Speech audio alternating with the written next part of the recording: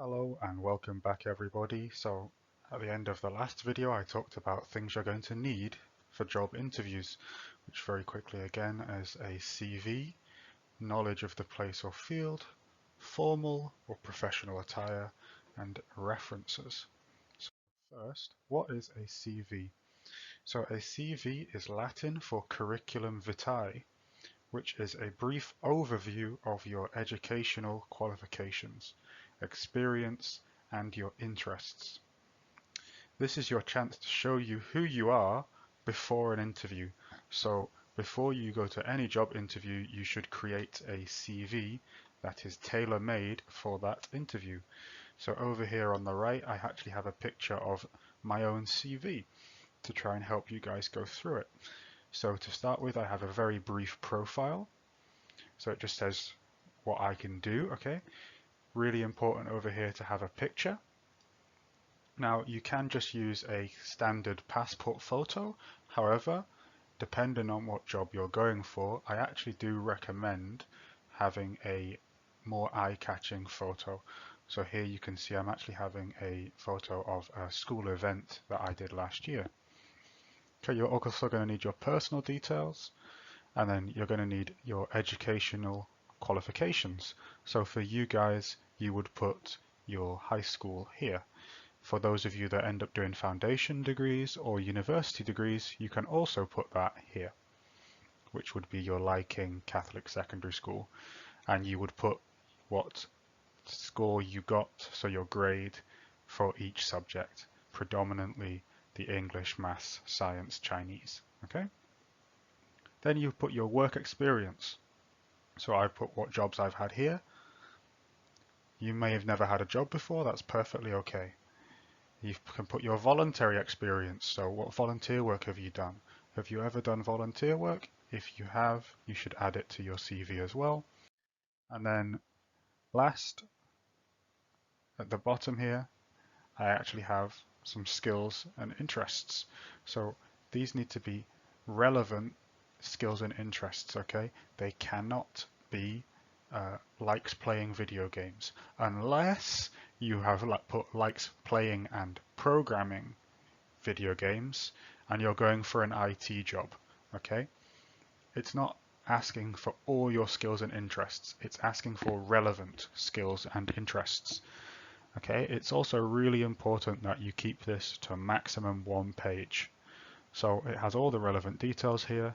It's got an eye-catching photo with buzzwords, okay? No unnecessary information, 1 page, and varied relevant interests, okay?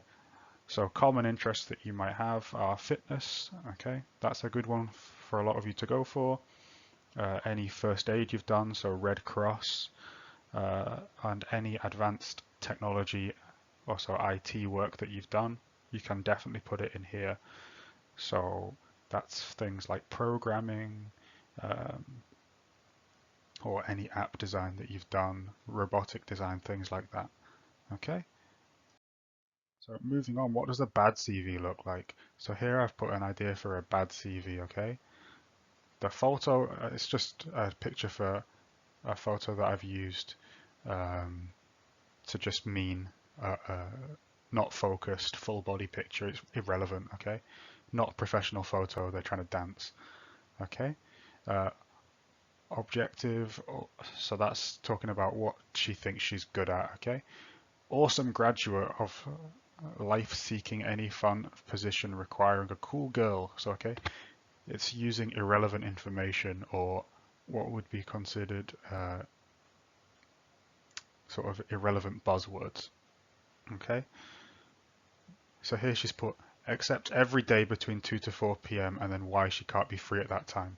We don't need to know this information, okay? Facebook is usually irrelevant unless you're going into a magazine work, okay? It's too short, so this is actually not enough information here. There's no real education. She's just put Central Connecticut City High School, so doesn't say what you're good at. There's multiple spelling mistakes, okay? So if you actually really properly read through this, there is a lot of spelling mistakes. It sounds more conversational than professional. and all the interests and hobbies, things like that, are just generic, not that useful, okay? So what should you wear to an interview? So you should always be wearing formal attire, okay?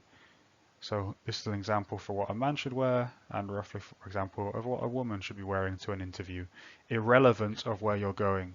Even if your interview is to McDonald's, you need to be dressed formally, okay? You need to look clean. Don't be standing out with bright and vibrant colors, okay? You should be wearing a tie for the men. Match your shoes, it needs to be formal shoes. Unless it's like a very small earring, don't wear earrings. And make sure you smell decent as well. Don't be showing up very, very sweaty. For women, okay, you want to be wearing a two-piece suit or formal clothes, okay? Try to avoid showing too much cleavage. Don't wear giant shoes. Don't wear heavy perfume or heavy makeup. A little bit is okay. And make sure your fingernails are clean and trimmed. Don't have really long fingernails. And lastly, we're talking about references. So references are your written recommendations given to you by professionals in your life. So it could be a teacher, it could be somebody you've worked for. It's not allowed to be your parent or really a friend, I guess. It can't be negative, but it doesn't have to be good. So it's important that you only ask people that you have a good relationship with, which is why teachers would like to write positive references. But if you are a bad student, they will put things like this person is okay. And any interviewer, when they read a reference that is okay, will know that the person writing the reference doesn't like you. It's very obvious. So get reliable people who are considered professional, and you have to know that they think you're a good candidate, okay? References can make all the difference. These are people that you know, very, very important. Okay, and lastly, we have knowledge. So it's important that you actually know a little bit about where you're going to your interview. Maybe you should give it a Google, look up the place online. So it's also, if you can talk about something that the place has done before and relate it to something that you have done, it looks really, really good. So if you went onto their website or their Instagram and you see a picture of an event and you have done a similar event or something of that nature, then you can actually talk about that and it looks really, really good and it looks like you've been well prepared.